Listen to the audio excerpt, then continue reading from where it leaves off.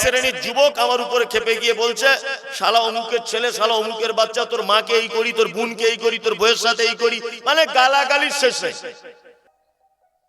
আপনারা কিছুদিন আগে দেখেছেন যে আই লাভ মোহাম্মদ নিয়ে সারা ভারতবর্ষে একটা তোলপাড় চলছিল। আই লাভ মোহাম্মদ, সারা পশ্চিম বাংলার সমস্ত আলেমরা চুপ ছিল এবং আই লাভ মোহাম্মদের পক্ষে তারা পদক্ষেপ গ্রহণ করেছিল। আমি পশ্চিম বাংলার একা এ কথা বলেছিলাম যে আই লাভ মোহাম্মদ লিখে যারা বাড়াবাড়ি করছে আর যারা নবীর প্রেম প্রকাশ করতে চাইছে, এরা একদমই ভালো কাজ কেউ করছে না। তখন এক শ্রেণীর যুবক আমার উপরে খেপে গিয়ে বলছে, শালা অমুকের ছেলে, শালা অমুকের বাচ্চা, তোর মাকে এই করি, তোর বোনকে এই করি, তোর বউয়ের সাথে এই করি, মানে গালাগালির শেষ নেই, গালাগালির শেষ নেই।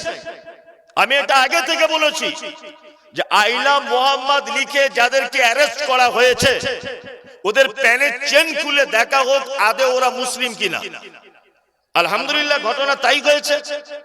আই লাভ মোহাম্মদ লিখে যাদেরকে অ্যারেস্ট করা হয়েছিল আজ থেকে 13-14 দিন আগে প্রমাণ হয়েছে যে তারা একজনও মুসলিম নয়, প্রত্যেকেই আরএসএস এর গোয়েন্দা, প্রত্যেকজন।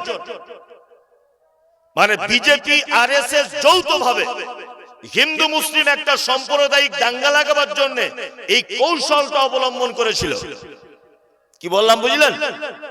আমি বলেছিলাম যে আই লাভ মোহাম্মদ ফেস্টুন লিখে আমাদের যুবকদের লাভ কি?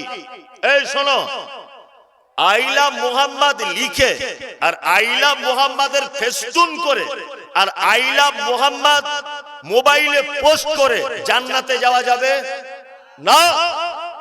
মুহাম্মদ সাল্লাল্লাহু আলাইহি ওয়াসাল্লামের চাচা, তার নাম হচ্ছে আবু তালিব, নাম শুনেছেন? শুনেছেন। আল্লাহ নবী সাল্লাল্লাহু আলাইহি ওয়াসাল্লামের কখনোই কোনো বিরুদ্ধচারণ করেননি, কখনোই। আলেম ওলামা আছে, জিজ্ঞাসা করুন। আল্লাহ নবী সাল্লাল্লাহু আলাইহি ওয়াসাল্লামকে বেঈমান মুশরিকেরা মারতে এসেছে, চাচা প্রাচীরের মতো গাঁট করে দিয়ে বলেছে, আমার ভাতিজা মুহাম্মদকে নবী বলে মানবে না, এই কথা ঠিক, তবে আমি চাচা বেঁচে থাকা অবস্থায় আমার ভাতিজা মুহাম্মাদের গায়ে হাত দিবে না, চামড়া তুলে দেব। এক কথাতে আল্লাহ নবী সাল্লাল্লাহু আলাইহি ওয়াসাল্লামের চাচা কোনদিন মুহাম্মদ সাল্লাল্লাহু আলাইহি ওয়াসাল্লামের বিরুদ্ধে পদক্ষেপ গ্রহণ করে নাই। কিন্তু আল্লাহ নবী সাল্লাল্লাহু আলাইহি ওয়াসাল্লাম তিনি বলছেন, কিয়ামতের মাঠে আমার চাচাকে জাহান্নামে দেওয়া হবে, আর আমার চাচা বলে সাবসিডি এতটুকু হবে যে দুটি লোহার আগুনের তৈরি করা জুতো আমার চাচার পায়ে পরিয়ে দেওয়া হবে। তার তাপের কারণে আমার চাচার মাথার মগজগুলো টক টক টক টক টক টক করে ফুটবে। আচ্ছা বলুন তো, চাচা মোহাম্মদ, চাচা আবু তালেব মুহাম্মদ সাল্লাল্লাহু আলাইহি ওয়াসাল্লামকে ভালোবাসতেন কি বাসতেন না? বাসতেন, বাসতেন। এই লোকটা জান্নাতে যেতে পারছে? পারছে? বলুন কেন পারছে না? একটাই তার কারণ, তিনিও মুহাম্মদ সাল্লাল্লাহু আলাইহি ওয়াসাল্লামকে ভালোবাসতেন, কিন্তু আল্লাহ নবী সাল্লাল্লাহু আলাইহি ওয়াসাল্লাম যে ইসলাম নিয়ে এসেছিলেন, যে কোরআন নিয়ে এসেছিলেন, ওনার যে ইসলামের বাণী, সেই বাণীটা চাচা মান্য না করার কারণে চাচাকে জাহান্নামে দেওয়া হয়েছে। তার মানে বুঝতে পারা যাচ্ছে মুখে আই লাভ মোহাম্মদ বলে জান্নাতে যাওয়া যাবে না। তুই পেচ্ছাপ করে পানি নাও না, গাঁটের নিচে কাপড়, 5 ওয়াক্ত সালাত আদায় করো না, তুমি এখনো পর্যন্ত দাড়ি চাচো, এখনো পর্যন্ত সুদের টাকা খাও, এখনো বোনের জমি ফাঁকি দাও, এখনো পর্যন্ত পাড়া প্রতিবেশীর মাল হক মেরে খাও, এখনো পর্যন্ত মাদ্রাসা মসজিদের টাকা মেরে খাও, তুমি এখন আই লাভ মোহাম্মদ বুকে ফেস্টুন লাগিয়ে ঘুরছো, মনে করছো মনে হয় আমি নবীকে বেশি ভালোবাসি। তোমার মতো এলাকায় বিখ্যাত বদমায়েশ আর কেউ নাই, তুমি মরে গেলেও জান্নাতে নাই। কারণ ততক্ষণ পর্যন্ত তুমি জান্নাতে যেতে পারবে না যতক্ষণ না পর্যন্ত মুহাম্মদ সাল্লাল্লাহু আলাইহি ওয়াসাল্লামের আনিত দ্বীন অর্থাৎ পবিত্র আল কোরআন এবং হাদিস যতক্ষণ পর্যন্ত আপনি মেনে না চলবেন ততক্ষণ পর্যন্ত জান্নাতে যাওয়া সহজ হবে না। ওইজন্য আবেগ দিয়ে কিছু করে কিছু লাভ হবে না। জলসা শুনতেছে নারে তাকবীর আল্লাহু আকবার, অমুক বক্তা অমুক তমুক হাবি যাবি জিন্দাবাদ, এসব করে কোনো কাজ নাই। হাদিস এবং কোরআন মানুন, তাহলে জান্নাতে যাবার রাস্তা সহজ হবে।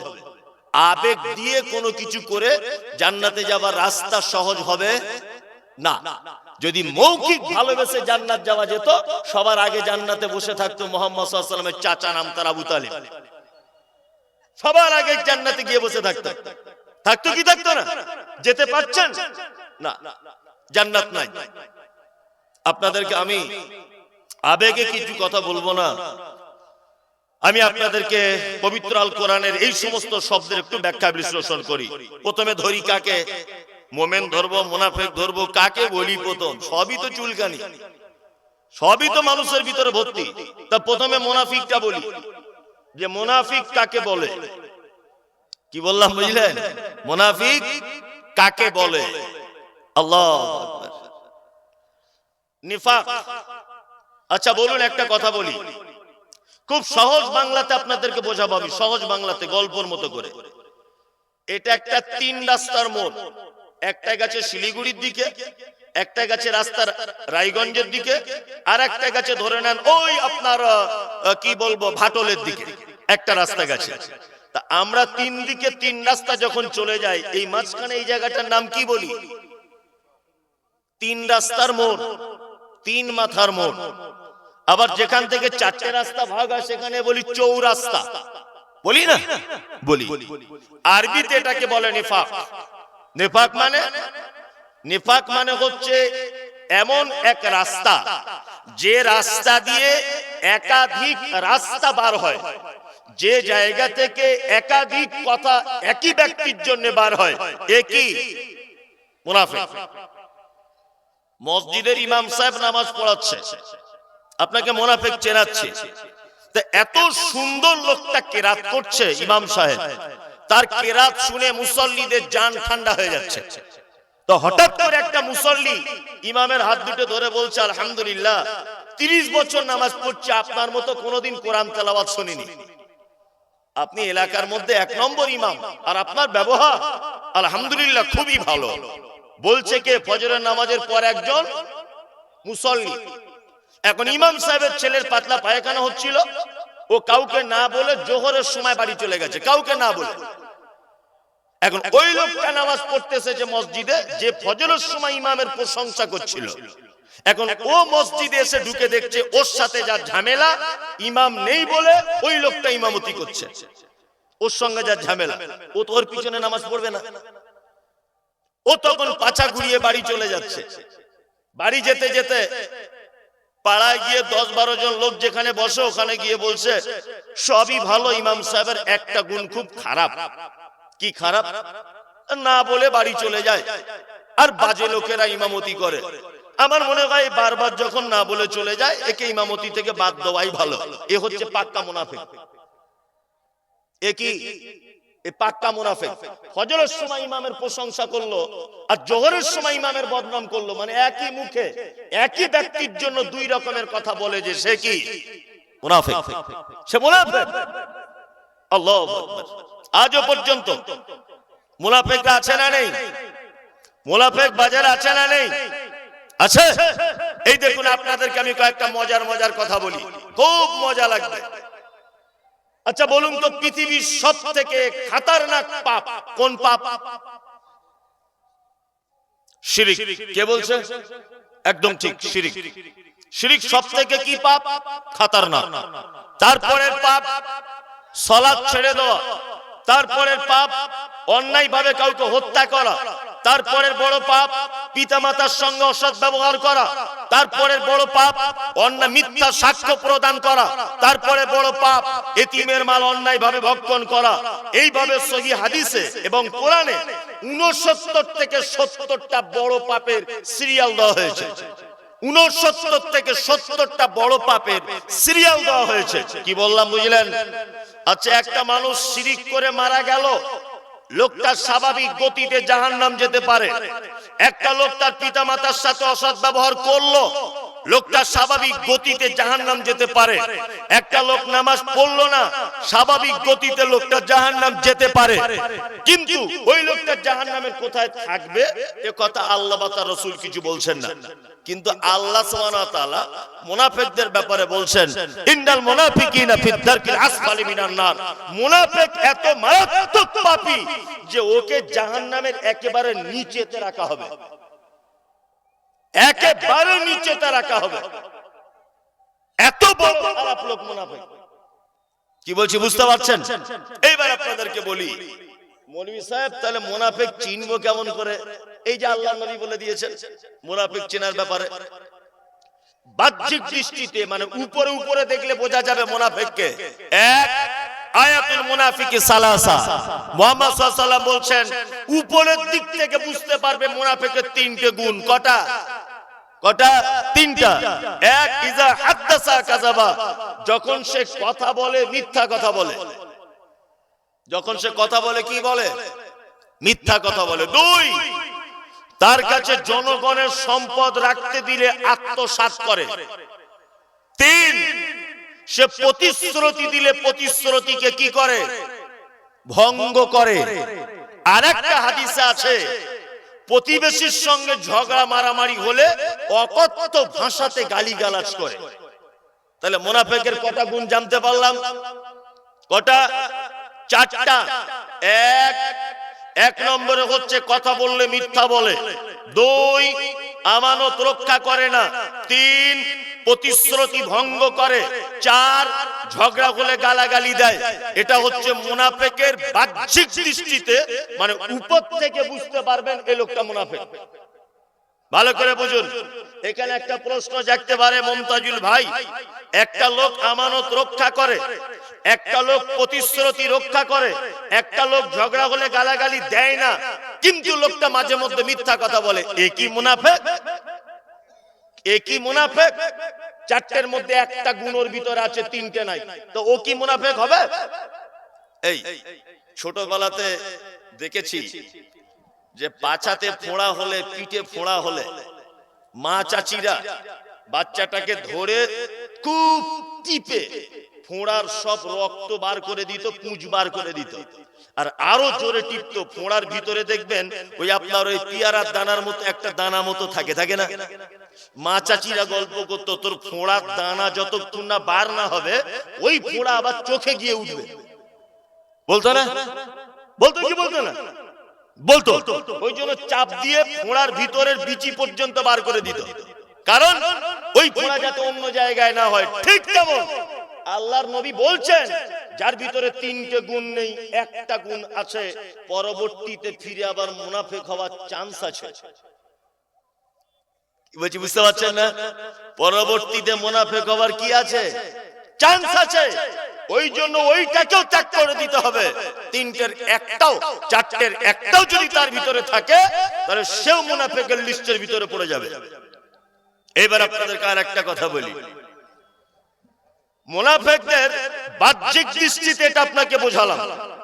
আভ্যন্তরীণ মুনাফিককে, অন্তরের দিক থেকে মুনাফিককে, অন্তরের দিক থেকে মুনাফিক আল্লাহ তাআলা বলছেন, আল্লাহ তাআলা পবিত্র আল কোরআনে বলছো, আমিনান নাস মান ইয়াকুলু আমান্না বিল্লাহি ওয়া বিল ইয়াউমিল আখির ওয়া মা হুম বিমুমিনিন।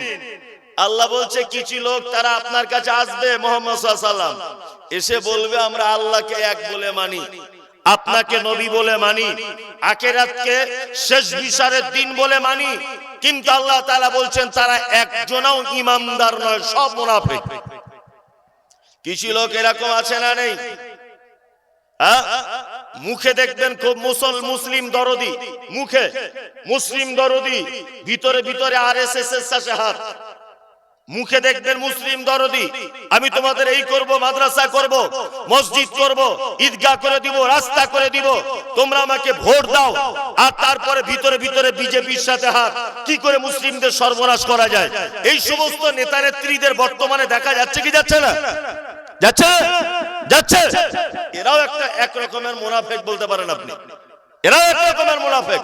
মানে ইসলামের ধর্মীয় আবেগকে নিয়ে মুসলিমদের ভিতরে একটা খুব সূক্ষ্ম রাজনৈতিক বিষয় ঢুকিয়ে দিয়ে মুনাফিকি করে জাতিকে উস্কানিমূলক ভাবে উত্তেজিত করে দিয়ে যুবকদেরকে খেপিয়ে দিয়ে জাতিকে অন্য কওমের কাছে মার খাবার খোরাক তৈরি করে দিচ্ছে যারা, এরাও এক শ্রেণীর মুনাফিক, এক শ্রেণীর মুনাফিক। আল্লাহ কি বলবার আপনাদেরকে, আল্লাহ নবী সাল্লাল্লাহু আলাইহি ওয়াসাল্লাম সেই জামানা থেকে শুরু করে আজ পর্যন্ত ইসলামের যত সর্বনাশ হয়েছে, ইসলামে যত ক্ষতি হয়েছে, সব থেকে বেশি ক্ষতি করেছে বেঈমান মুশরিকেরা নয়, বেশি ক্ষতি করেছে এই মুনাফিকেরা। আপনারা জানেন মুর্শিদাবাদ একটা ঐতিহাসিক জায়গা, তাই না? এই ঐতিহাসিক জায়গাতে আপনারা জানেন যে নদিয়ার পলাশীর আমবাগানে নবাব সিরাজউদ্দৌলার সঙ্গে ব্রিটিশদের একটা বিশাল যুদ্ধ হয়েছিল, আপনারা জানেন। আচ্ছা, নবাব সিরাজউদ্দৌলা ওই যুদ্ধতে জয়লাভ করেছিলেন? জানেন? করতে পারেননি। কারণ কি? নবাব সিরাজউদ্দৌলা সব থেকে বড় শত্রুতা করেছিল, নাম হলো তার মীর জাফর। কে? মীর জাফর। নবাবের বাড়িতে থেকেছে, নবাবের গাড়ি চেপেছে, নবাবের খেয়েছে, নবাবের সঙ্গে থেকেছে, কিন্তু নবাব সিরাজউদ্দৌলা ব্রিটিশদেরকে মারার জন্য যে চক্রান্ত তিনি করেছিলেন, যে ফন্দি তিনি এঁটেছিলেন, সমস্ত ফন্দি এই আপনার মীর জাফর আলী সব ব্রিটিশদের কাছে গোপন ভাবে তিনি বলে দিয়েছিলেন। এক পর্যায়ে নবাব সিরাজউদ্দৌলা বড় বিপদে পড়েছিলেন। ওই আপনার পলাশীর আমবাগানে এক পর্যায়ে পরাস্ত হয়ে তাদেরকে বাড়ি ফিরে আসতে হয়েছিল, আপনারা জানেন। সারা পৃথিবীর ইতিহাসে আপনি যদি লক্ষ্য করে দেখেন, সব থেকে বেশি ক্ষতি যারা করেছে ইসলামে, সব থেকে বেশি ক্ষতি করেছে মুনাফিকরা, সব থেকে বেশি ক্ষতি করেছে। এবার আপনাদেরকে একটা মজার কথা বলি। আচ্ছা বলুন তো, আপনি 1 কোটি টাকা সুদ খেয়েছেন, 1 কোটি, আপনি মারা গেলেন, আপনার জন্য আমি ক্ষমা চাইতে পারি কি পারি না? কথা বলুন। ক্ষমা চাইতে পারি? পারি। ক্ষমা চাইতে পারি, আল্লাহ আমার ভাইকে ক্ষমা করে দাও, আপনি ব্যভিচারে লিপ্ত। আচ্ছা বলুন তো, আপনার জন্য আমি ক্ষমা চাইতে পারি কি পারি না? পারি। আপনি মারাত্মক কোন অপরাধ করেছেন, আপনার কাছে আপনার জন্য আমি দোয়া করতে পারি, আল্লাহ আমার ভাই অপরাধ করে মারা গেছে, তুমি তাকে ক্ষমা করে দাও। আল্লাহ আমার আব্বাকে ক্ষমা করে দাও, আল্লাহ আমার মাকে ক্ষমা করে দাও, আল্লাহ আমার বেটাকে ক্ষমা করে দাও। সে পৃথিবীর সব থেকে বড় অপরাধী যদি হয়, তার জন্য ক্ষমা চাওয়া যাবে কি যাবে না? যাবে। পৃথিবীতে একটা পাপীর জন্য ক্ষমা চাওয়া হারাম, চলবে না। একটা পাপী, সে কে? মুনাফিক। আল্লাহ পবিত্র আল কোরআনে আয়াত অবতীর্ণ করলেন, মুহাম্মদ সাল্লাল্লাহু আলাইহি ওয়াসাল্লামকে আল্লাহ তাআলা বলছেন, ইস্তাগফির, আপনি যদি মুনাফিকদের জন্য ক্ষমা প্রার্থনা করেন, আওলা তাস্তাগফির, ক্ষমা প্রার্থনা নাই বা করেন, ইন তাস্তাগফির লাহুম ৭০ মাররাতান, মুনাফিকদের জন্য যদি একদিনে ৭০ বার যদি আপনি ক্ষমা প্রার্থনা করেন, ফালাই ইয়াগফির আল্লাহু লাহুম, তারপরেও আমি আল্লাহ মুনাফিকদের ক্ষমা করব না। আচ্ছা বলুন, আমি মমতাজুল ইসলাম আপনার জন্য দোয়া করলে কবুল হতেও পারে, নাও পারে? কাবার ইমাম সাহেব যদি আপনার জন্য দোয়া করে কবুল হতে পারে, নাও পারে? আপনার মসজিদের ইমাম সাহেব যদি আপনার জন্য দোয়া করে কবুল হতে পারে, নাও পারে? কিন্তু মুহাম্মদ সাল্লাল্লাহু আলাইহি ওয়াসাল্লাম যদি কারোর জন্য দোয়া করে কবুল হবে কি হবে না? হবে। আল্লাহ কত ভয়ঙ্কর শব্দ দিয়ে বলছেন, ইস্তাগফির, আপনি ক্ষমা প্রার্থনা করেন, আওলা তাস্তাগফির, মুনাফিকদের জন্য ক্ষমা প্রার্থনা নাই বা করেন, ইন তাস্তাগফির লাহুম ৭০ মাররাতান, আপনি মুনাফিকদের জন্য যদি সারা দিনে ৭০ বার যদি ক্ষমা প্রার্থনা করেন, ৭০ বার, ফালাই ইয়াগফির আল্লাহু লাহুম, আল্লাহ মুহাম্মদ সাল্লাল্লাহু আলাইহি ওয়াসাল্লামকে বলছেন, আপনার দুয়ার হাতকেও ফেরত দিয়ে দিব, আমি তাদেরকে ক্ষমা করব না। বুঝতে পারছেন মুনাফিক কত ভালো লোক? বুঝতে পারছেন? তাহলে আমরা সবাই হব তো নাকি? না এর থেকে দূরে থাকবো? আচ্ছা, পৃথিবীর কোন পাপী আছে যে পাপীর জানাজা পড়া যায় না? বলুন, কেউ বলতে পারবেন যে কোন পাপী লোকের জানাজা পড়া যায় না? জানেনই তো। আপনি এখন বলবেন যারা নামাজ পড়ে না তাদের, শুনুন, যারা নামাজ পড়ে না আমি প্রকাশ্যভাবে তাদেরকে কাফের বলবো না, তাদের যে জানাজা পড়া যাবে না এ কথাও আমি বলবো না, কিন্তু আমি বলবো পৃথিবীতে একটা মাত্র পাপী আছে যে পাপীর ব্যাপারে নামাজ না, জানাজা না পড়ার আয়াত অবতীর্ণ হয়েছে, আয়াত অবতীর্ণ করা হয়েছে যে জানাজা পড়া যাবে না। দেখুন, আপনাকে আমি প্রমাণ দিই পবিত্র আল কোরআন থেকে। এক, আচ্ছা, তখনকার দিনের সব থেকে বড় মুনাফিক ছিল, তার নাম কি? কে বলতে পারবেন? আল্লাহ নবী সাল্লাল্লাহু আলাইহি ওয়াসাল্লামের যুগের সব থেকে বড় মুনাফিকের নাম কি জানেন? আব্দুল্লাহ ইবনে উবাই। কি নাম? আব্দুল্লাহ ইবনে উবাই। ঘটনাটা মন দিয়ে শুনুন। আব্দুল্লাহ ইবনে উবাই মারা গেল। আব্দুল্লাহ ইবনে উবাইয়ের বেটার নাম আব্দুল্লাহ। ভালো করে বুঝবেন কি নাম? আব্দুল্লাহ। আব্দুল্লাহ আল্লাহর নবীকে এসে বলছেন, আল্লাহর নবী, আমার আব্বা মারা গেছে। মারা গেছে কে? মুনাফিকদের সর্দার। আর তার বেটা আব্দুল্লাহ আল্লাহর নবীকে এসে বলছেন, আল্লাহর নবী, আমার আব্বা মারা গেছে, তা আমি চাই যে আপনার কাপড়টা দিয়ে আমার আব্বার কাফনটা হোক, এটা আমি চাই। আপনার কাপড়টা, গায়ের কাপড়টা দেন, আমার আব্বার কাফন করি। আল্লাহ নবী সাল্লাল্লাহু আলাইহি ওয়াসাল্লাম কাপড়টা খুলে দিলেন, এই নাও তোমার আব্বার কাফন করবে, এই নাও কাপড়টা নাও। কাপড় দিয়ে দিলেন। আব্দুল্লাহ কাপড়টা নিয়ে চলে যাচ্ছে। যখন চলে যাচ্ছে তখন আব্দুল্লাহ আবার কিছুটা গিয়ে ফেরত এসে বলছেন, আল্লাহর নবী, আমি চাই আপনি আমার আব্বার জানাজার ইমামতি করবেন। কার ইমামতি করবেন আল্লাহর নবী? মুনাফিকদের সর্দারের। ঘটনা ভালো করে বোঝার চেষ্টা করুন। এবার আল্লাহর নবী সাল্লাল্লাহু আলাইহি ওয়াসাল্লাম উঠছেন, জানাজা পড়তে যাবেন, উঠছেন। এই সময়তে হযরত ওমর, বিখ্যাত মানুষ, আল্লাহর নবী সাল্লাল্লাহু আলাইহি ওয়াসাল্লামের জামাটা এইভাবে টেনে ধরলেন। আল্লাহর নবী, মুনাফিকদের সর্দারে জানাজা পড়তে আপনি যাবেন কেন? কেন যাবেন আপনি? তখন আল্লাহর নবী সাল্লাল্লাহু আলাইহি ওয়াসাল্লাম বলছেন, ওমর, আরে আমি যে জানাজা পড়তে যাব কি যাব না, আমাকে তো এখনো পর্যন্ত মানা করা হয়নি, এখনো তো আমাকে নিষেধ করা হয়নি, জানাজা পড়তে যাব কি যাব না।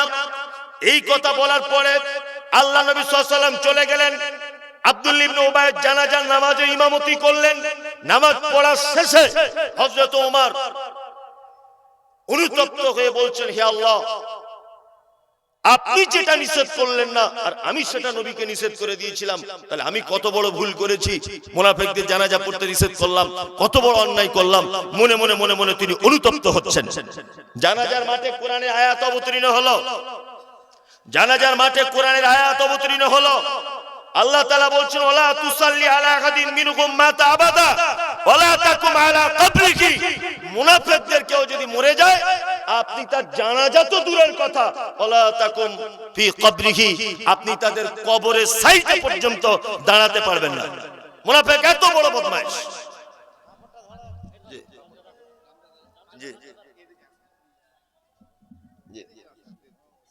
আপনারা বুঝতে পারছেন পরিস্থিতি এত কিছু, তাহলে আরো আগে আগে বক্তা তোলা দরকার ছিল।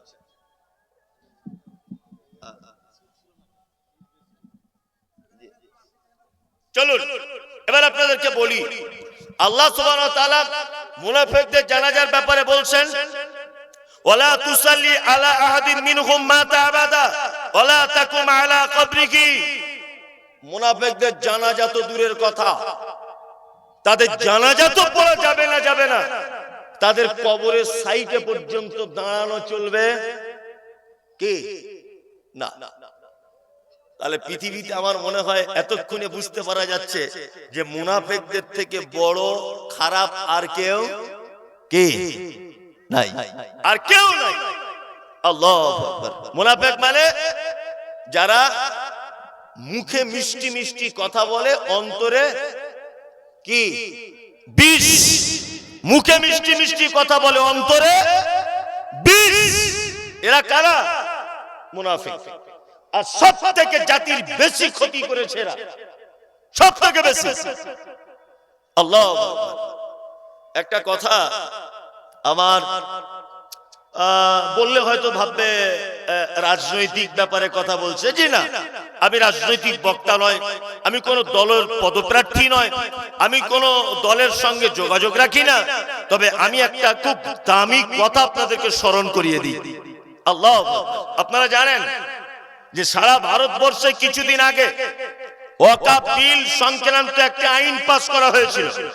আপনারা দেখতে পেয়েছিলেন ওয়াকফ বিল। এই আইনটা যখন পাস করা হয়, আমাদের রাজ্য সরকার উনি বারবার একটা কথা বলেছিলেন যে পশ্চিম বাংলার কলকাতাতে আন্দোলন চলবে না, আন্দোলন যদি করতে হয় তাহলে তোমরা দিল্লিতে গিয়ে করো। আর উনি একথাও বলেছিলেন যে সারা ভারতবর্ষে যদি ওয়াকফ বিল পাস হয়ে যায়, আমি অন্ততপক্ষে পশ্চিম বাংলার মাটিতে ওয়াকফ বিল পাস করতে দিব না, একথা তিনি বলেছিলেন। কিন্তু উনি দায়িত্ব পালন করতে পেরেছেন? পারেননি। আজকে বড় দুঃখ লাগছে আমাদেরকে, আজকে সারা ভারতবর্ষে মুসলিমদেরকে তেজপাতার মতো ব্যবহার করা হচ্ছে। তেজপাতা বুঝেন? তেজপাতা তরকারিতে দেয় মজা করার জন্য, কিন্তু যখন আপনার পাতে পড়ে জিভে করে চেটে আপনি আবার ফেলে দেন। কেউ খায়?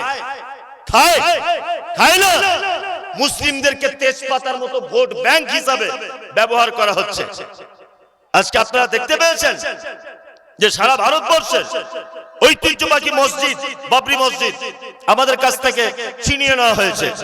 আপনারা জানেন যে উড়িষ্যাতে জগন্নাথের মন্দির, সেই মন্দির দীঘাতে তৈরি করা হয়েছে।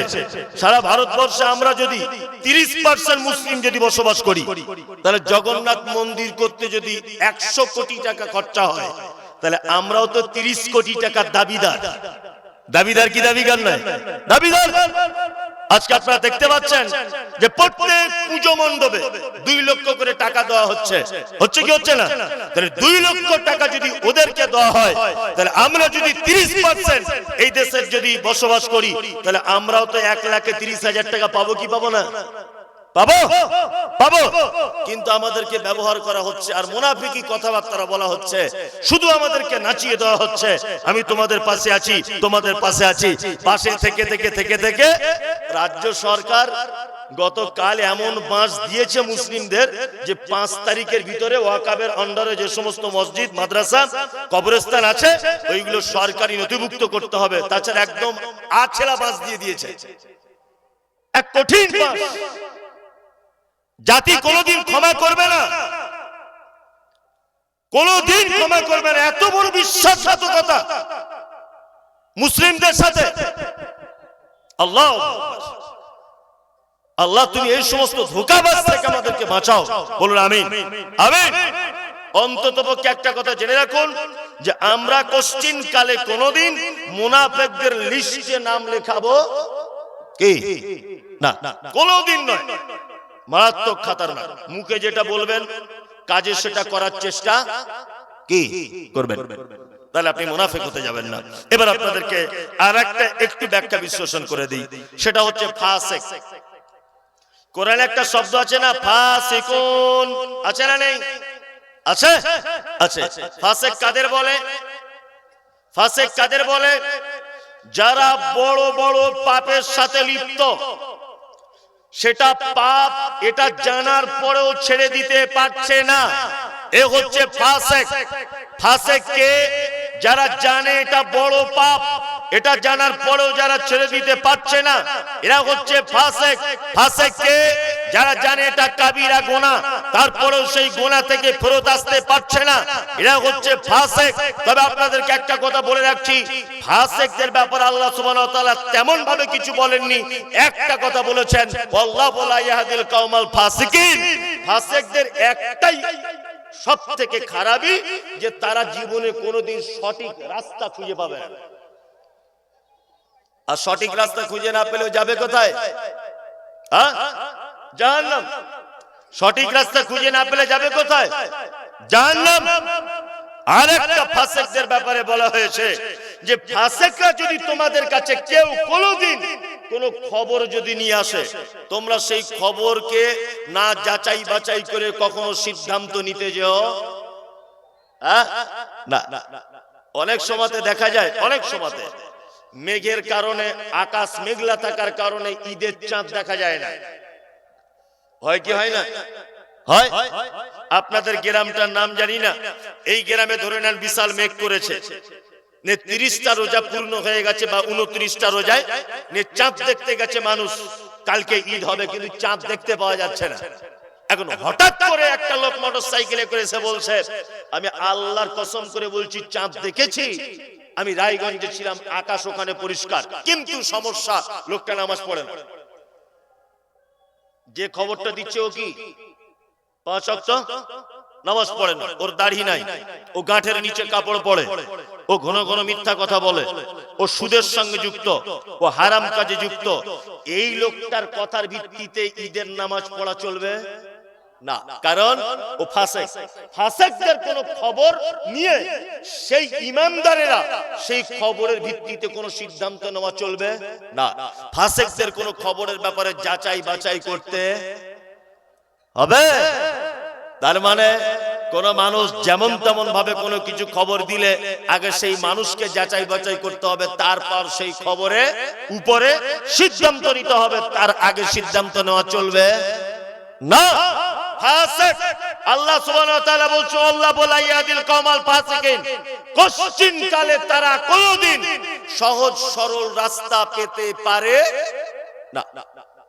এক কথায় সহজ বাংলাতে বুঝে যান, যারা বড় বড় পাপের সাথে যুক্ত তারা কখনোই জান্নাতের রাস্তা দেখতে পাবে কি না। তারা সব সময় বাঁকা পথে চলবে, সব সময় বিভ্রান্তির বেড়াজালে তারা আটকে যাবে। কি বলছি বুঝতে পারছেন? এইবার আরেকটা কথা আপনাদেরকে বলি, মুশরিক। এ ভাই, মুশরিক কাদেরকে বলা হয় এটা জানেন? পবিত্র আল কোরআনে আছে না নেই? মুশরিকুন শব্দ আছে না? আছে। মুশরিক কাদের বলে? এইখানে একটা কথা বলে দিই, শুনে রেখে দেন। আমরা অনেক সময় বলি যে হিন্দু ভাইরা মুশরিক, আমরা বলি জি না, হিন্দু ভাইরা মুশরিক নয়। মুশরিক কাদের মধ্যে আছে বর্তমানে? মুশরিক আমাদের মুসলিমদের ভিতরে লুকিয়ে আছে। যদি বলছেন এই কথাটা বাড়াবাড়ি হলো না, এই দেখুন, হিন্দু ভাইরা অর্থাৎ যারা বহু স্রষ্টাতে বিশ্বাসী, বহু স্রষ্টাতে যারা বিশ্বাস করে, এদের ব্যাপারে কোরআনের শব্দ এসেছে সাবেঈ। এরা কি সাবেঈ? আর মুশরিক কারা? মুশরিক হচ্ছে তারা, যেমন আবু জেহেলকে জিজ্ঞাসা করা হচ্ছে, আবু জেহেল রাত এবং দিনের মালিককে? আবু জেহেল বলছে আল্লাহ। আবু জেহেলকে জিজ্ঞাসা করা হচ্ছে সুস্থর মালিককে? আবু জেহেল বলছে আল্লাহ। আবু জেহেলকে জিজ্ঞাসা করা হচ্ছে কাবার মালিককে? আবু জেহেল বলছে আল্লাহ। মানে কাবার মালিক যে আল্লাহ এটা আবু জেহেল জানতো, তাহলে আবু জেহেল মুশরিক হলো কেন? কেন? আবু জেহেলের ধারণা এই ছিল, বেটা মোহাম্মদ শোনো, তোমার আল্লাহ কাবার মালিক এটা জানি, রাত দিনের মালিক এটা আল্লাহ জানি, সুস্থ অসুস্থতার মালিক আল্লাহ এটাও জানি, কিন্তু তোমার আল্লাহকে যে ডাইরেক্ট পাওয়া যাবে না, 360টা দেব দেবীর মাধ্যমে আল্লাহকে পেতে হবে। যাদের এই ধ্যান ধারণা, আল্লাহকে ডাইরেক্ট পাওয়া যায় না, আল্লাহ ডাইরেক্ট বাঁচাতে পারে না, আল্লাহ ডাইরেক্ট খেতে দিতে পারে না, আল্লাহ ডাইরেক্ট সুস্থতা অসুস্থতা করতে পারে না, কারুর মাধ্যমে তার কাছে পৌঁছাতে হয়, এরা কি? এরা কি মুশরিক?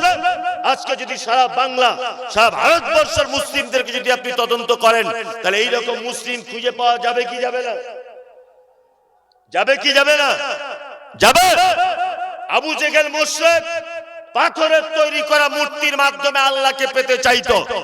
বর্তমান কিছু মুসলিম নামধারী তারাও সমাজে এরকম আছে, মরা মানুষকে কবরের ভিতরে ঢুকিয়ে দিয়ে তার মাধ্যমে আল্লাহকে দেখতে চাইছে, যে আল্লাহ অমুক হুজুরের মাধ্যমে, অমুক পীর সাহেবের মাধ্যমে, অমুক আল্লাহর ওলির মাধ্যমে আল্লাহ তুমি আমাকে দেখা দাও, আল্লাহ তুমি রুজিতে বরকত দাও। এইরকম মুসলমান আছে না নেই? আছে। এসব মুশরিক। আর আল্লাহ তাআলা এদের ব্যাপারে বলছে মা কানা লিন নাবিয়্যি ওয়াল্লাযিনা আমানু আন ইস্তাগফিরু লিল মুশরিকিন ওয়ালাউ কানু উলি কুরবা। নবীদের জন্য এটা উচিত নয়, মুমিনদের জন্য উচিত নয়। আন ইস্তাগফিরু লিল মুশরিকিন, মুশরিকদের জন্য ক্ষমা প্রার্থনা করা। ওয়ালাউ কানু উলি কুরবা, যদি সেই মুশরিক তোমার নিকট বন্ধু হয়, আত্মীয় হয়, তবুও তার জন্য ক্ষমা প্রার্থনা করা যাবে কি না? আজকে আমি একটা জিনিস খুব অবাক হই, খুব অবাক হচ্ছি ইদানিং বিশেষ করে। সেটা কি? আমার বোনের বিয়ে লেগেছে, তা একটা ঘটক এসেছে, তা আমাকে বলছে মমতাজুল ভাই আপনার বোনের জন্য একটা ভালো ছেলে দেখেছি। আচ্ছা কি ভালো ছেলে? তা বলছে ছেলেটা গাঁটের উপরে কাপড় পরে, মুখে দাঁড়িয়ে আছে, আর সুন্নতি পোশাক পরে, হারাম হালাল বেচে খায়, কিন্তু ছেলেটা ফুচকার ব্যবসা করে। তা আমার মা এটা শুনে পাশের রুম থেকে বলছে এর থেকে ভালো ছেলে আর নাই। মানে ছেলেটা কিন্তু ইমানদার, কিন্তু ফুচকার ব্যবসা করে, এই জন্য আমার মা বলছে এর থেকে ভালো ছেলে নাই। তা ঘটক তখন বলছে ঠিক আছে, আবার ভালো ছেলে পেলে আপনাকে বলবো। তা এক সপ্তাহ পরে ঘটক আবার এসেছে, এসে আমার মাকে বলছে চাচিমা আপনার মেয়ের জন্য একটা ভালো ছেলে দেখেছি, ছেলেটা রায়গঞ্জ কোন এক হাই স্কুলের মাস্টার। তবে ছেলেটার একটা দোষ আছে, গাঁটের নিচে কাপড় পরে, মুখে দাড়ি নাই, হারাম হালাল বোঝে না, আর মাঝে সাঝে মাজারে গিয়ে সেজদা দেয়। চলবে? আমার মা তখন বলছে, ওরে বাবা, এত ভালো ছেলে চলবে না? এ তো ভালো ছেলে। ভালো করে বোঝার চেষ্টা করবে, এ তো কি ভালো ছেলে। তা আমি তখন বলছি, মা, ও যে মাজারে সেজদা দেয় বলছে, তা এটা কি আমার বোনের জন্য ঠিক হবে জামাই করা? তা আমার মা বলছে, মাঝে সাঝে দিলে অসুবিধা নাই। কি বুঝলেন? আজকে আমার বোনের বিয়ে হয়ে গেল মাজারে সেজদা দেওয়া লোকটার সাথে। খুব ভালো করে বুঝবেন। ওইদিকে যান, ওইদিকে গিয়ে বলুন।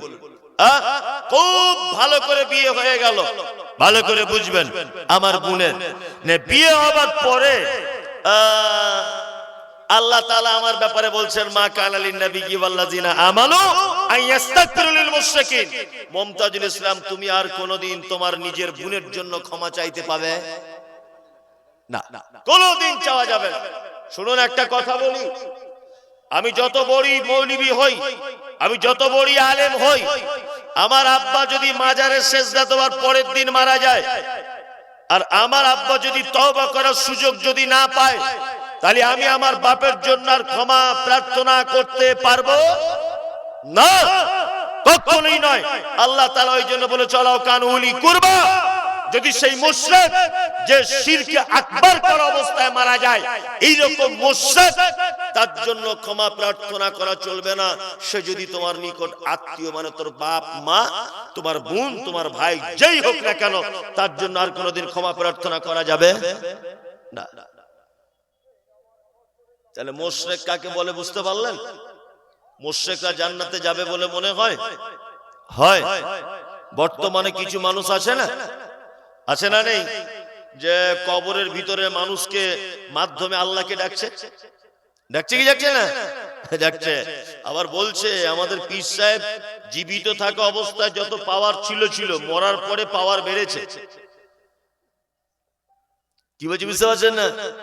বলছে পীর সাহেব বেঁচে থাকা অবস্থায় যে পাওয়ার ছিল, মরার পরে পাওয়ার বেড়েছে, তাই তো?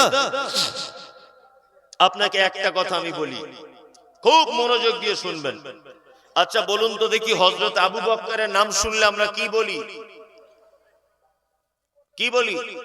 রাদিয়াল্লাহু তাআলা আনহু। বাংলা মানে আল্লাহ তুমি তার উপর রাজি হও, আল্লাহ তুমি তার উপর খুশি হও, তাই তো? আচ্ছা, হযরত ওমর একই, হযরত উসমান একই, হযরত আলী একই। এবার বলুন তো, আল্লাহর নবীর নাম শুনলে কি বলতে হয়? বাংলা মানে কি? আল্লাহ তুমি তার উপরে শান্তি বর্ষণ করো, তাই তো? শান্তি বর্ষণ করো। আচ্ছা এবার বলুন, আমি মুহাম্মদ সাল্লাল্লাহু আলাইহি ওয়াসাল্লামের নাম বললাম, মুহাম্মদ, আপনারা কি বলবেন? সাল্লাল্লাহু আলাইহি ওয়াসাল্লাম। বাংলা মানে আল্লাহ তুমি নবীর উপরে শান্তি বর্ষণ করো। তা আপনি নবীর জন্য দোয়া করলেন না নবীর কাছে দোয়া চাইলেন? কোনটা? নবীর জন্য দোয়া করলেন, তাই না? দোয়া চাইলেন না।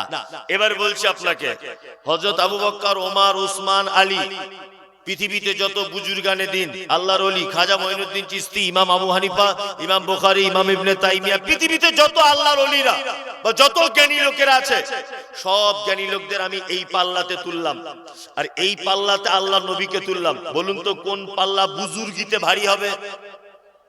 আল্লাহ নবীর পাল্লাটা ভারী হবে না? ভারী হবে কি হবে না? ইমানদারের দিক থেকে ভারী হবে।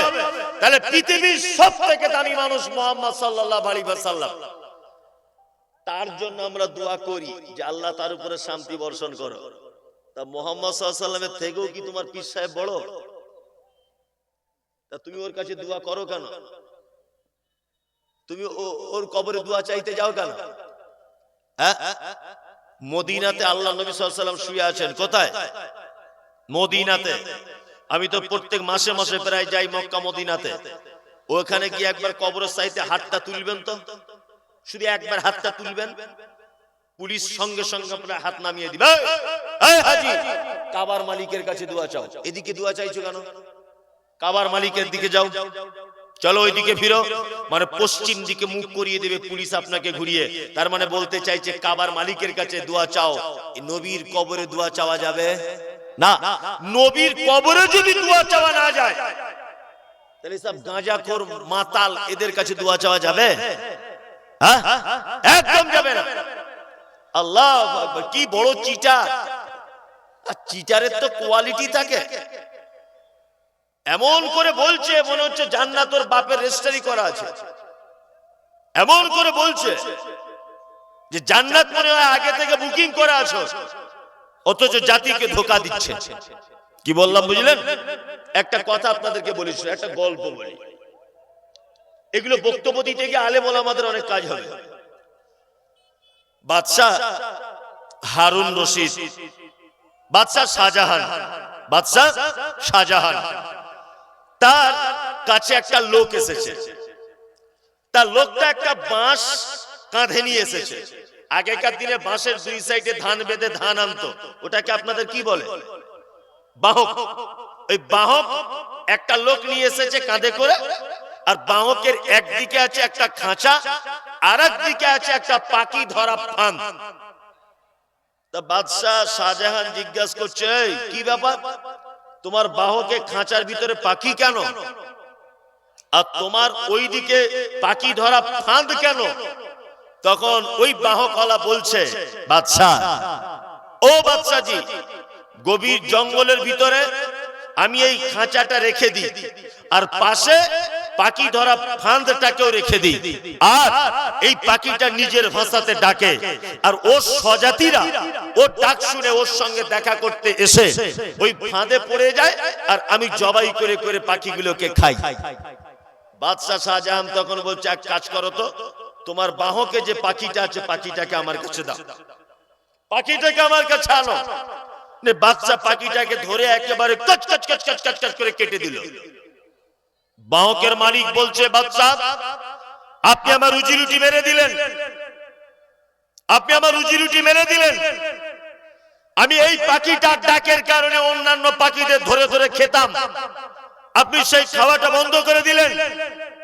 তখন বাদশা বলছে, শোনো, যে পাখি মিথ্যা অভিনয় করে তার স্বজাতিকে ডেকে এনে মালিকের খাদ্যের উপযুক্ত করে দেয়, এই মুনাফিক পাখিকে বাঁচিয়ে রাখা ঠিক নয়। যারা আজও পর্যন্ত দাড়ি রেখে টুপি পরে পাঞ্জাবি পরে নিজেদেরকে পীর আল্লাহর ওলি বলে, নিজেদেরকে বাবা দরবেশ বলে জাতিকে টেনে এনে নিজেদের দিকে জাহান্নামের রাস্তার দিকে পরিচালিত করছে। আমার মনে হয় হযরত ওমরের জামানা যদি হতো, এদের পাছার চামড়া তুলে দিত। কি বলছি বুঝতে পারছেন? হযরত উসমানের জামানা যদি হতো, এদের পাছার চামড়া কি করত? তুলে দিত। আল্লাহ, জাতিকে আলেম ওলামাদের কাজ জান্নাতের দিকে আনা, জান্নাতের পথে দেখিয়ে দেওয়া, এটা আলেম ওলামাদের কাজ। কিন্তু আজকে সব থেকে বড় ধোকায় পড়ছে মানুষ, এই বড় পাঞ্জাবি টুপিওয়ালা আমাদের মতো মানুষদেরই জন্য। মানে চিনতেই পারছে না মানুষ যে কে আলেম আর কে বক্তা, আর কে শ্রোতা, আর কে যে কি বোঝা বড় মুশকিল। আর দাঁড়িয়ে পেচ্ছাপ করে কিচ্ছু জানে না। জলসার দিনে বড় স্টেজে পাঞ্জাবি পরে আর পায়জামা পরে এমন করে বক্তব্য রাখছে যে এই মনে হচ্ছে ইসলামের সব থেকে বড় লিডার, সব থেকে বড় লিডারে। কি বলছি বুঝতে পারছেন তো? আল্লাহু আকবার। আর সব থেকে বড় যে জায়গাটা সর্বনাশ হচ্ছে সেটা কি জানেন তো? বিজেপি যেমন কিছু ধর্ম না জানা মানুষকে নিয়ে রাজনীতি করছে, বিজেপি সরকার, শুভেন্দু অধিকারী, যারা ধর্ম টর্ম বুঝে না তাদেরকে নিয়ে বিশাল হিন্দু দরদ দেখাচ্ছে। অরিজিনাল যারা হিন্দু, অরিজিনাল যারা সনাতনী বা হিন্দু ধর্মগ্রন্থ পড়ে যারা হিন্দু হয়েছে, তারা কোনোদিন মুসলিম বিদ্বেষী হতে পারে না। কি বললাম বুঝলেন না? তারা মুসলিমদের সঙ্গে সম্প্রীতি বজায় রেখেই চলতে চায়। কিন্তু যাদের ধর্মীয় জ্ঞান নেই, ধর্মের আবেগ নিয়ে যারা চলে, এই এদের মতো অশিক্ষিত কিছু হিন্দুদেরকে নিয়ে শুভেন্দু অধিকারী যেমন রাজনীতিতে নেমেছে, ঠিক তেমন পশ্চিম বাংলায় কিছু ধর্ম না জানা যুবক মূর্খ অশিক্ষিতদেরকে নিয়ে ঢাল হিসাবে ব্যবহার করে মুসলিম কিছু রাজনৈতিক নেতা বর্তমানে মুসলিমদের বিপরে বিভাজন সৃষ্টি করছে এবং সাম্প্রদায়িক দাঙ্গা লাগাবার জন্য উঠে পড়ে লেগেছে। আর তাদের সাপোর্ট করছে কারা? না জানা ধর্মগ্রন্থ কিছু ধর্মীয় মুসলিম নামধারী, ধর্মের কিচ্ছু বোঝে না, ইসলামের কিচ্ছু বোঝে না, তারা লেগেছে। আমি অবাক হয়ে যাই, অবাক। আচ্ছা, মুহাম্মদ সাল্লাল্লাহু আলাইহি ওয়াসাল্লাম মক্কায় কত বছর ছিলেন? মক্কায় কত বছর ছিলেন? 13 বছর। কত বছর? আল্লাহ নবী সাল্লাল্লাহু আলাইহি ওয়াসাল্লাম মক্কায় ছিলেন 13 বছর। বেঈমান মুশরিকদের অত্যাচারের শিকার হচ্ছেন সাহাবীগণ। আল্লাহ নবী সাল্লাল্লাহু আলাইহি ওয়াসাল্লামকে সাহাবীরা এসে বলছেন, আল্লাহর নবী, মক্কায় আমাদের উপরে এত অত্যাচার, আমরা অত্যাচার সহ্য করতে পারছি না, আপনি দয়া করে আমাদের জন্য দোয়া করুন।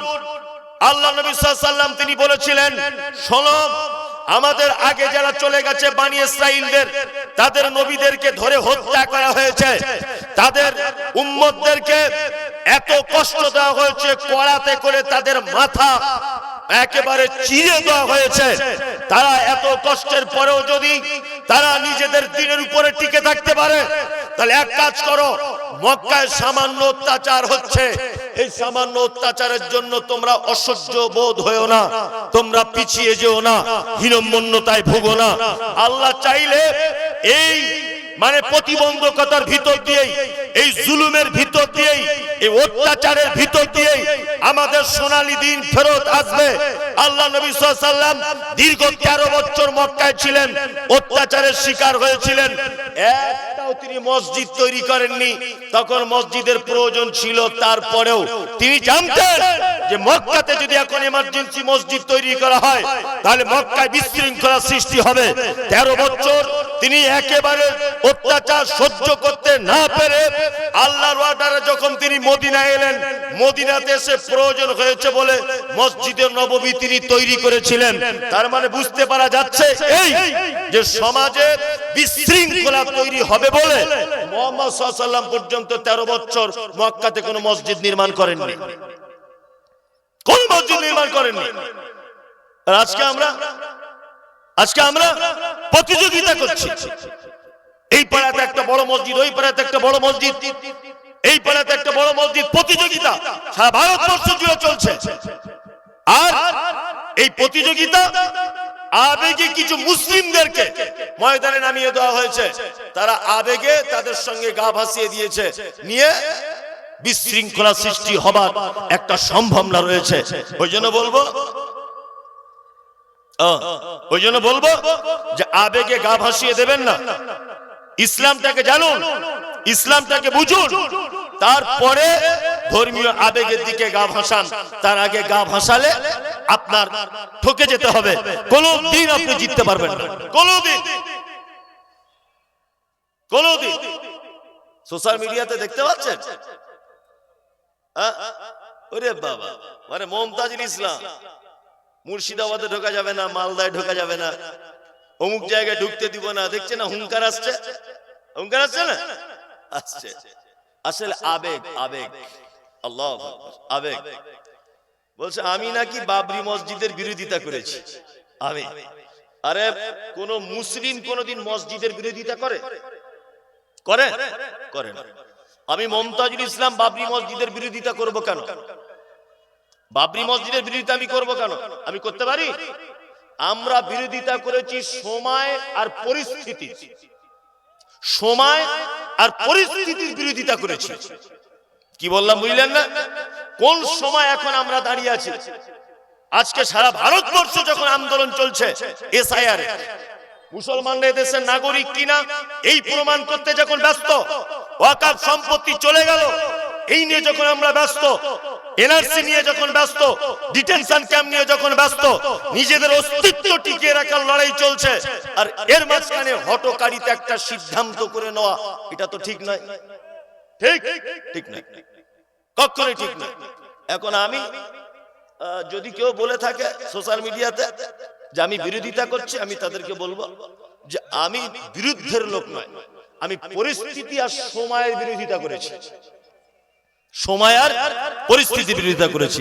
যাই হোক, লোক চলে যাচ্ছে। তো একজন ভাই 2000 টাকা দিয়েছেন মাদ্রাসার জন্য, আর আমাকে কমিটি বারবার বলছে যে চাঁদার জন্য কিছু বলুন। বনবাড়ির সেলিম ভাই 2000 টাকা দিয়েছেন, আলহামদুলিল্লাহ। আল্লাহুম্মা সাল্লি আলাইহি আল্লাহুম্মা বারিক আলাইহি। আসলে রাত তো অনেক হয়ে গেছে, এখন যতই ভালো বক্তব্য হোক আর মন্দ বক্তব্য হোক, মানুষ আর থাকবে না। প্রতিটা মানুষের এখন মন বিছানার চাদর কম্বলের দিকে চলে গেছে, তাই না? ওই জন্য আর এখন বক্তব্য হাজার হলেও আর চলবে না। ওই জন্য কমিটিও আমাকে বলছেন বারবার যে চাঁদার জন্য বলুন।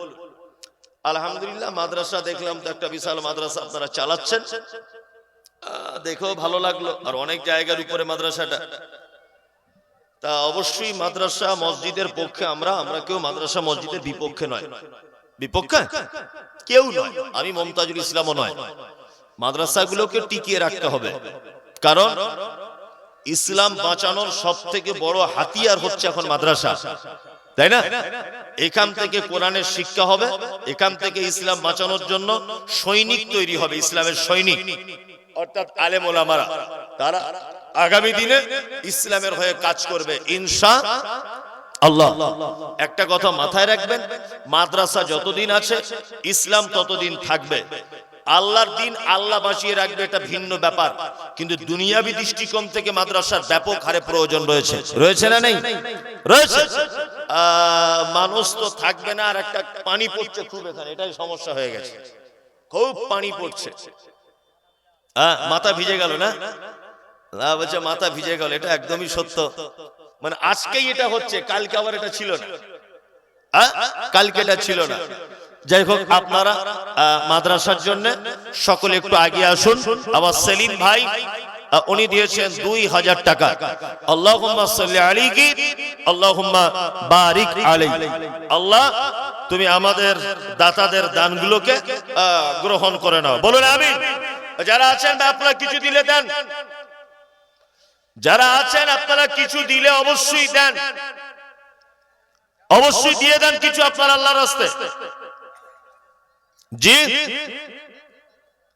যারা দিবেন বলে মনে করছেন কিছু অবশ্যই দিবেন, কারণ প্রতিষ্ঠানগুলো আপনাদের আর্থিক সহযোগিতার কারণেই চলছে। একজন ভাই 50 টাকা দিলেন, আপনি 20 টাকা হলেও এখানে আনুন, আপনি 10 টাকা হলেও এখানে আনুন, কোনো সমস্যা নেই। জি, আনুন। ও, এটা তোমার, তুমি দিয়ে দিলে খুলে, আর পড়বে না। একজন একটা চাঁদির আংটি দিয়েছে, আল্লাহুম্মা সাল্লি আলাইহি আল্লাহুম্মা বারিক আলাইহি। আল্লাহ তুমি তার দানকে গ্রহণ করো না, বলুন আমিন আমিন। যারা তোমাদের এখনো হলো না, তোমরা লিয়ালা হয়ে গেছে তো একদম, ওরা তো ওইগুলি খুঁজছিল, তাই না? তবে উল্টো পাল্টা থাম্বনেল দিয়ে আমাকে বিপদে ফেলো না, এটা বলে দিলাম। তোমরা চ্যানেল চালাও, তবে উল্টো পাল্টা থাম্বনেল দিয়ে আমাকে বিপদে ফেলো না। দেখছো তো চারিদিকে কি হুমকি আসছে, আমাকে এই মেরে দিল বলি কি হলো, বুঝলেন? জি জি, আসলে ঘটনা হচ্ছে আবেগ দিয়ে তো ইসলাম চলবে না, আবেগ দিয়ে ইসলাম চলবে না। কিছু জানতে হবে, শিখতে হবে, ইসলাম সম্পর্কে সচেতন হতে হবে, তারপরে, তার আগে না। জি দেন, সকলেই দেন ভাই, দেন, আল্লাহর রাস্তায় দেন। জি, কি গজল? আমি তো গজল ভালো জানি না, না গজল আমি জানি না ভালো, না। হ্যাঁ, হাজির বেটার বিয়ে করিয়ে দেবো। হাজির বেটার বিয়ে হলো কাজীর বেটির সাথে, হাজির বেটার বিয়ে হলো কাজীর বেটির সাথে, কাজীর বেটি বলছে আমি যাব সিনেমাতে। হাজির বেটার বিয়ে হলো কাজীর বেটির সাথে, কাজীর বেটি বলছে আমি যাব সিনেমাতে। হাজির বেটা বলে শোনো শোনো গো সুন্দরী, আমার ছোট আমার জামা পড়ো তাড়াতাড়ি। দুই বন্ধুর মতো তারা গেল সিনেমাতে, রাস্তা তাদের জানা আছে সন্দেহ নাই তাতে। বিয়ের আগে কত গেছে হিসাব এবার রাখে, হলের সামনে দাঁড়িয়ে গেল লাগলো আলোর ছটা। অনেক দিনের পুরাতন বন্ধুর সাথে হলো দেখা। বন্ধু বলে ওরে বন্ধু এটা কে তোর হয়? বন্ধু বলে এটা আমার শালার পরিচয়। আর বলবো আর বলবো আদেশ করিল আল্লাহ পবিত্র কোরআনে, আর বিবাহ করিতে যত আদম সন্তানের। কোরআনে আদেশে আল্লাহ যদি না করিত, মানুষের বংশ সব ধ্বংস হয়ে যেত। কিন্তু হায় বর্তমানে হতেছে এমন, বেটির বিয়েতে বেটার বাপ নিচ্ছে কত পণ। কেউ সোনা দানা নিচ্ছে, কেউ টাকা করি, কেউ জমি জায়গা নিচ্ছে, কেউ নিচ্ছে বাড়ি। আবার কত বাপজি বলে নিব না গোপন, বেটা বেটি সাজিয়ে দিক বিয়াই আপন। টাকার বেলায় সাধু সাজে, জমির বেলায় চোর। টাকার বেলায় সাধু সাজে, জমির বেলায় চোর। বর্তমানে বেটার বাপ এমনি হারামখোর। চোর লোকে চুরি করে অন্ধকারে হলে, বেটার বাপ করে চুরি দিনের উজ্জ্বলে। হায়রে বেটার বাপ তুমি এমনি লোভী হলে, টাকার বদলে বেটা বিক্রি করিলে। চাকুলিয়ার হাটে শুনি বিক্রি হয় পাঁঠা, চাকুলিয়ার হাটে শুনি বিক্রি হয় পাঁঠা। পাঁঠার মতো বিক্রি করো তোমরা নিজের বেটা। হায়রে বেটার বাপ তুমি এমনি লোভী হলে, পাঁঠার মতো বেটা বিক্রি করিলে। তোর জন্য কে বাদাই জানো বেটার বাপ, শত শত বেটির বাপরা দিচ্ছে অভিশাপ। একটা চাচি 650 টাকা। ইউটিউবার তোমরা কেউ যাবে না, আমি একটা ভিডিও করব, কেউ যাবে না, ঠিক আছে? একটা বিছানা একটা কোরআন 650 টাকা। ইউটিউবাররা চলে যাবে না, এখন নয়, ওই ওই তখন।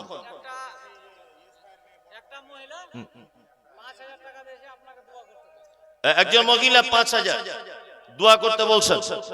আল্লাহুম্মা সাল্লি আলাইহি আল্লাহুম্মা বারিক আলাইহি। জি, আল্লাহুম্মা সাল্লি আলাইহি আল্লাহুম্মা বারিক আলাইহি। যারা দান করেছে আল্লাহ তুমি তাদের দানকে গ্রহণ করো না। আর সত্যি মানে বিশাল প্যান্ডেল আজকে, মানে মহিলা মানে পুরুষদের থেকে মহিলারা বেশি, তাই না? জি, কিন্তু উপর থেকে পানি পড়ছে তো সমস্যা হয়ে গেল। জি জি জি জি জি জি। এখন আমি বলেছি স্টেজ থেকে নামার পরে যত প্রশ্ন আছে সবাই ভিডিও করবে, অসুবিধা কি আছে? জি না, রাগ করো না বলছি আমি সনদি আমন। আর কেমন এতে মোদের ঘরে নারীর আগমন। রাগ করো না বলছি আমি সনদি আমন, কেমন এতে মোদের ঘরে নারীর আগমন। যতই করো নামাজ রোজা দেখাও পরহেজগারি, বাজারেতে কিনলে শাড়ি সঙ্গে পাবো নারী। আসল নারী মা খাওয়া এলো দুনিয়াতে, ওই নারী হতে এত নারী হিসাবকে বা রাখে। বর্তমানে দেখি শুধু নারীর আমদানি, বর্তমানে দেখি শুধু নারীর আমদানি। নারীর ফটোয় ব্যবসা চালায় হাজারো দোকানি। মৌলবী ও মাওলানার হাজি গাজী ভাই, মৌলবী ও মাওলানার হাজি গাজী ভাই। বর্তমানে নারীর হাতে বাঁচার উপায় নাই। রেডিও টেলিভিশন আর সিনেমা হলে, আর দলে দলে যাচ্ছে পুরুষ নারী আছে বলে। দেশলাইটা হাতে নিয়ে ঠুকতে যাব কাঠি, ঠোকার আগে তার উপরে আছে নারীর পাটি। নববর্ষের দিনে দেখো হাজার দোকানদার, নববর্ষের দিনে দেখো হাজার দোকানদার। নারী মার্কা ফটো দিয়ে দিচ্ছে ক্যালেন্ডার। বাজারেতে চা বিস্কুট আনে সবাই কিনে, সেটাই দেখো নারীর ফটো বিস্কুটের ওই টিনে। আলকাতরা টিনে দেখো নারীর ফটো আছে, বেশি দামে আলকাতরা বিক্রি হবে বলে। পানের সঙ্গে জর্দা খাবে 300 পাতির কোটো, পানের সঙ্গে জর্দা খায় 300 পাতির কোটো। সেটাই দেখো বাদন নাই কো আছে নারীর ফটো। তোর বউকে যায় না দেখা যায় না রাস্তাঘাটে, ওই বউকে দেখবে সবাই ভোটের তালিকাতে। নিজের টাকায় সাবান কিনে ময়লা দূর করে, ময়লা দূর যেমন তেমন নারীর পেরে পড়ে। ইফকো কিনুন, পটাশ কিনুন, রাসায়নিক সার, তার বস্তার উপর দেখতে পাবে নারীর পিকচার। সাইকেলের ওই সামনের চাকায় মার্কেটের ওই নিচে, সেটাই দেখো বাধা নাই কো নারীর ফটো আছে। তোর বউকে যায় না দেখা যায় না রাস্তাঘাটে, ওই বউকে দেখবে সবাই ভোটের তালিকাতে। আর বলবো না, আর ফরিদা কবে মোড়ে ভূত হয়ে গেছে, ফরিদার গাজল আর ফরিদার গাজল। চলো প্রশংসা আদায় করছি যে মহান রব একটি মাদ্রাসা কেন্দ্রিক আয়োজিত দিনী সভাতে বসে হাদিস এবং কোরআন শোনার সুযোগ করে দিয়েছেন। তাই সংক্ষিপ্ত আকারে সকলেই বলি আলহামদুলিল্লাহ। অতঃপর বিশ্ব বরেণ্য নেতা, বহিঃপ্লবিক প্রণেতা, সৈয়দুল মুরসালিন, ইমামুল আম্বিয়া জনাবে মুহাম্মদ রাসূলুল্লাহ সাল্লাল্লাহু আলাইহি ওয়াসাল্লামের উপর অজস্র দরুদ শান্তির ধারায় বর্ষিত হোক। আল্লাহুম্মা আমিন, আল্লাহুম্মা সাল্লি আলাইহি। আমি পবিত্র গ্রন্থ মুকুট আল কোরআনুল কারীমের সূরা তওবার একটি আয়াত আপনাদের সামনে পরিবেশন করেছি। সূরা আনফালের আয়াত আপনাদের সামনে পরিবেশন করেছি। এই আয়াতগুলিকে সামনে রেখে আরো কিছু আয়াত এবং হাদিসকে যুক্ত করে বেশ কিছু কথা আপনাদের সামনে পেশ করার ইচ্ছা প্রকাশ করছি। আমার মাবুদ যতটুকুন বলাবেন ততটুকুন বলার চেষ্টা করব ইনশাআল্লাহ। আচ্ছা, মাইকের তাতে করে আমার ভাষা বুঝতে অসুবিধা হচ্ছে না? কথা বুঝতে পারছেন স্পষ্ট? কিন্তু আমার আগে যিনি গজল বলছিলেন ওনার কথা বোঝা যাচ্ছিল। মাইক ম্যান আপনি আস্তে করে দেন দরকার হলে, কিন্তু আমার বক্তব্য যেন সবাই বুঝতে পারে। আপনি মিক্সচারটা কমিয়ে দেন দরকার হলে, ইকো লাগবে না, কিন্তু আমার বক্তব্য যেন বুঝতে পারে সবাই, এতটুকু সুযোগ আপনি করে দেন। দেখুন, পবিত্র আল কোরআনে আল্লাহ সুবহানাহু ওয়া তাআলা অনেক শব্দ ব্যবহার করেছেন, অনেক শব্দ। তার মধ্যে সেই শব্দগুলো ব্যবহার করা হয়েছে সব মানুষের জন্য, সব মানুষের জন্য। যেমন পবিত্র আল কোরআনে আল্লাহ সুবহানাহু ওয়া তাআলা শব্দ ব্যবহার করেছেন মুমিনুন। কোন কথা প্রসঙ্গে তিনি বলতে গিয়ে বলেছেন যে মানুষ তারা মুমিন। আচ্ছা, যদি কেউ মুমিন হয় তাহলে এটা খারাপ না ভালো? ভালো। আবার পবিত্র আল কোরআনে আল্লাহ সুবহানাহু ওয়া তাআলা কোথাও বলেছেন মুনাফিকুন, মানুষকেই বলছেন যে এরা মুনাফিক। আচ্ছা বলুন তো, মুনাফিক এরা ভালো না খারাপ? খারাপ। আবার কোথাও আল্লাহ তাআলা বলেছেন মুত্তাকিন, মানুষের ভিতরে কিছু মানুষ আছে তারা মুত্তাকি, পরহেজগার। আচ্ছা, মুত্তাকি উপাধি বা টাইটেল এটা ভালো না খারাপ? ভালো। আল্লাহ সুবহানাহু ওয়া তাআলা পবিত্র আল কোরআনে কোথাও আবার বলেছেন মুশরিকিন, মানুষের ভিতরে তারা আবার কেউ আছে মুশরিক। এই মুশরিকটা ভালো না খারাপ? খারাপ, খারাপ। এবার আপনাদেরকে আরেকটা মজার কথা বলি। আল্লাহ সুবহানাহু ওয়া তাআলা পবিত্র আল কোরআন অবতীর্ণ করার সময়তে বা পবিত্র আল কোরআন সিরিয়াল নাম্বারে যে সূরাগুলি আছে, দ্বিতীয় নম্বর সূরার নাম হচ্ছে সূরা বাকারা, তাই তো? ওখানে একটা কথা বলেছেন, হুদাল লিন-নাস, আমি কোরআন অবতীর্ণ করেছি মানুষের হেদায়েতের জন্য। এখানে শব্দ ব্যবহার করা হয়েছে নাস। নাস বলতে পৃথিবীর হিন্দু, মুসলিম, যৌন, খ্রিস্টান, ইহুদি, হাঁড়ি, চুয়াট, চামার, বাগদি, নারী, পুরুষ, স্ত্রীলিঙ্গ, পুরুষলিঙ্গ, তারপরে আরো যত যা কিছু আছে, পৃথিবীর সমস্ত মানুষের জন্য এই কোরআন অবতীর্ণ করা হয়েছে, তাই তো? জি। আবার আল্লাহ সুবহানাহু ওয়া তাআলা এই মানুষকেই পবিত্র আল কোরআনে বিভিন্ন নামে ডেকেছেন। বিভিন্ন নামে ডেকেছেন। বিভিন্ন নামে কেন ডেকেছেন? তাদের কর্মের দিকে লক্ষ্য রেখে, তাদের জীবনযাত্রা, তাদের কর্ম, তাদের চরিত্র, তাদের ব্যবহার, এই কারণে আল্লাহ সুবহানাহু ওয়া তাআলা মানুষকেই কখনো বলেছেন মুনাফিক, কখনো বলেছেন মুশরিক, কখনো বলেছেন আপনার মুমিন, কখনো বলেছেন মুত্তাকি। এইরকম ভাবে আল্লাহ সুবহানাহু ওয়া তাআলা উপাধি দিয়ে মানুষকে ডেকেছেন। আচ্ছা, এবার আপনাদেরকে বলছি, আচ্ছা আমরা যারা এখানে বসে আছি আমরা সকলেই মানুষ কি মানুষ নয়? মানুষ, মানুষ, সবাই মানুষ। আচ্ছা, আমাদের ভিতরে যারা অসুস্থ হলে চিকিৎসা করে তাদেরকে কি বলে? যে চিকিৎসা করে তাকে কি বলে? ডাক্তার। আর আপনার বাড়িতে সাইকেল চুরি করে নিয়ে পালিয়েছে তার নাম কি? চোর। যে মানুষের পায়খানা পরিষ্কার করে তাকে কি বলে? মেথর। আর যে বাচ্চাদেরকে পড়ায় তাকে কি বলে? মাস্টার, তাই না? জি। আচ্ছা বলুন এবারে, মেথরের যে সম্মান মাস্টারের সম্মান এক না আলাদা? ডাক্তারের যে সম্মান চোরের সম্মান এক না আলাদা? আলাদা। এবার বলুন, চোর আলাদা প্রাণী, মেথর আলাদা প্রাণী, মাস্টার আলাদা প্রাণী, আর ডাক্তার আলাদা প্রাণী না একই প্রাণী? তাহলে এদের টাইটেল কেন আলাদা? এক একজন এক এক রকমের কাজ করে, আবার এক একজনের সম্মানও আলাদা। চোর ধরা পড়লে পিঠের চামড়া থাকবে না, তাই না?